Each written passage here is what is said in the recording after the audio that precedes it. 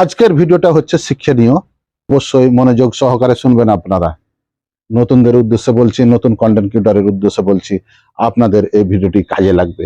অবশ্যই মনোযোগ সহকারে শুনবেন।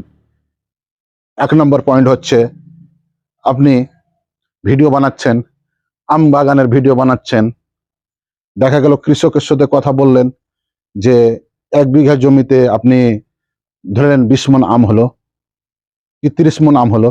কৃষকের সাথে কথা বললেন, আমগুলো কিভাবে কত সুন্দরভাবে তৈরি করলেন, আপনি ভালোভাবে তৈরি করতে পেরেছেন, তার জন্য আমগুলো অনেক সুন্দর হয়েছে। আপনি বিভিন্ন ধরনের কথাবার্তা বললেন কৃষকের সাথে।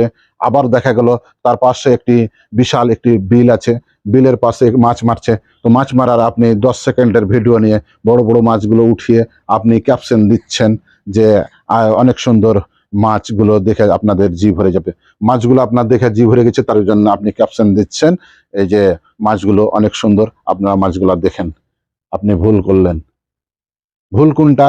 আপনি ভিডিও বানালেন আম গাছের, আপনি ক্যাপশন দিচ্ছেন মাছের।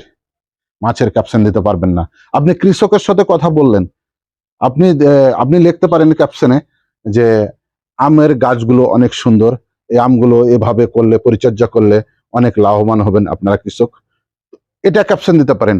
আপনি 10 সেকেন্ড ওখানে মাছের ভিডিও আপনি বানিয়ে ক্যাপশন দিচ্ছেন যে মাছগুলো অনেক সুন্দর। এটা কখনো করবেন না। যেটা ভিডিও বানাবেন ওটা টার্গেট থাকবে যে আপনি এই ভিডিওটা বানানো, এটাই ক্যাপশন দেবো। দুই রকমের ভিডিও বানিয়ে আপনি বিভ্রান্তি করিয়েন না। ফেসবুক আপনাকে গ্রহণ করবে না।